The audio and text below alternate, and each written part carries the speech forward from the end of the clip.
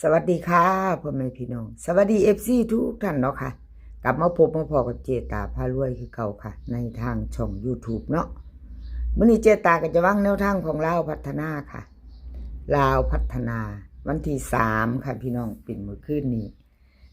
ตาบรรทัดค่ะประวัติ79837ตาบรรทัดหลุดไปเนาะพี่น้องกราบขอโทษขออภัยหลายๆวันที่3กราบขอโทษขออภัย FC แท่นตาบรรทัดค่ะแนวทางเพิ่นบ่เดินบ่เข้าเนาะตาบรรทัดหลุดเด้อพี่น้องช่วงนี้ตาบรรทัดหลุด3งวดค่ะเจตาให้เบิ่งขอโทษขออภัยเนาะเลขทุกตัวเอามาวางเพื่อเป็นแนวทางโปรดใช้วิจารณญาณในการรับชมเป็นอย่างสูงค่ะรับชมรับฟังเป็นเพียงแนวทางเนาะค่ะตาบรรทัดหลุดไปชัดเจนค่ะหลุดก็คือหลุด3งวดติดค่ะ3งวดเข้าไป1ตัว2ตัวมา1ตัวเนาะตาบรรทัดเอามาไปต่อไปใหม่เจตาให้กำลังแรงใจคือเก่าค่ะให้กำลังใจซึ่งกันและกันเหมือนเดิมเนาะแนวทางจะหลุดไปเก่าหลุดไปใหม่มาค่ะเป็นเพียงแนวทางเนาะกราบขอโทษขออภัย FC ของตาบรรทัดเนาะค่ะกราบขอบุญขอบคุณตาบรรทัดค่ะที่ให้แนวทางมาวางทางช่องเนาะเพิ่นก็ยังให้มาอยู่ตลอดคือเก่าค่ะตาบรรทัดเอามาไปลุ้นต่อไปใหม่ค่ะไปใหม่วิ่งรูดค่ะตาบรรทัดให้มา0กับ9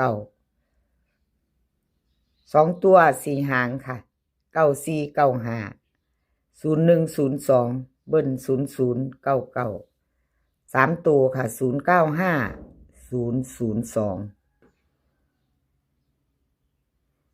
วิ่งรูดเด่นทอกันค่ะ0กับ9 2ตัวค่ะเน้น2หาง95กับ02ค่ะ3ตัวค่ะเน้น3หาง095ใครจะไปต่อกับตาบรรทัดเตรียมแคปหน้าจอค่ะแคปหน้าจอไว้เนาะ FC ตาบรรทัดจะเป็นรุ่นใหม่ไปต่อวันที่5เป็นวันศุกร์ค่ะเป็นวันศุกร์วันที่5 2 ทุ่มครึ่งใครจะไปต่อกับตาบรรทัดก็แคปหน้าจอไว้พิจารณาเด้อค่ะพี่น้องเก่าหลุดไปใหม่มาเนาะแนวทางของเพิ่นหลุดไปขอโทษขออภัย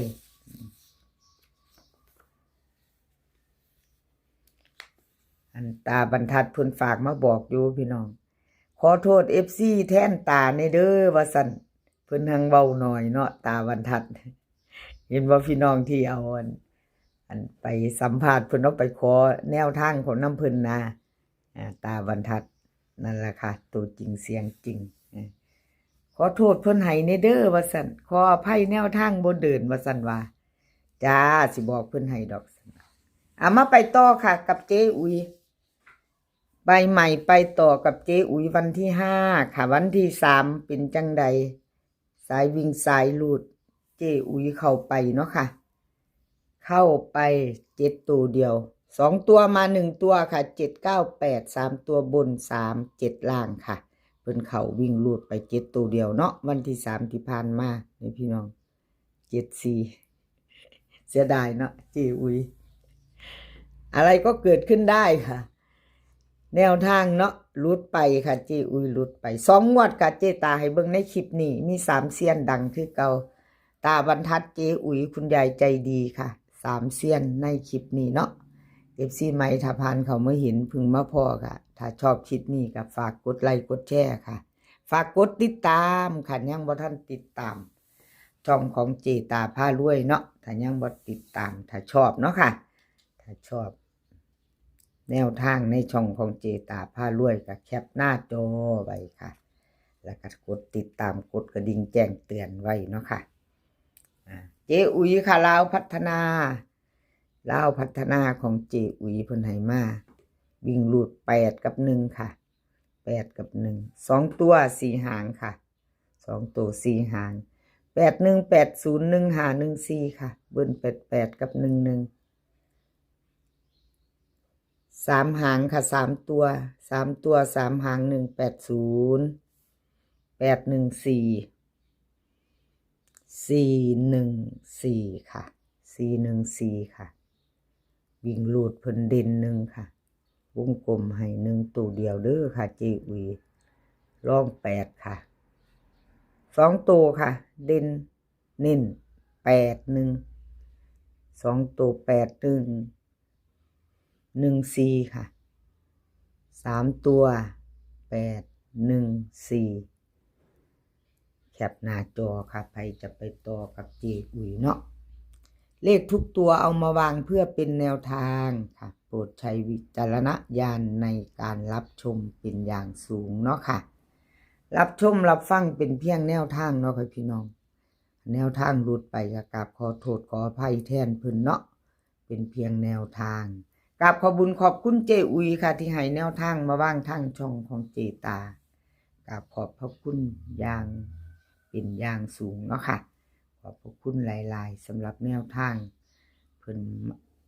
ให้มาวางทางช่องตลอดค่ะเจอุยต่อไปค่ะต่อไปไปรุ่นเป็นของไผ่คุณยายใจดีค่ะคุณยายใจดี2ตัวมา1ตัวค่ะวันที่3ของคุณยายใจดีก็ยังบ่ทันหลุดเนาะค่ะยังไม่หลุดเนาะ798 3ตัวบน37ล่างค่ะ2ตัวเขา1ตัวเนาะคุณยายใจดีเบิ่งประวัติเพิ่นก่อนค่ะวันที่1เพิ่นก็14เข้าอยู่ค่ะวันที่1เนาะวันที่3ก็2ตัวมา1ตัวเนาะค่ะมาไปต่อFC คุณยายใจดีมีไผแคปหน้าจอไว้พิจารณาไปรุ่นต่อเนาะค่ะถ้าชอบจัดเนาะค่ะรุ่นต่อไปใหม่คุณยายใจดีเนาะ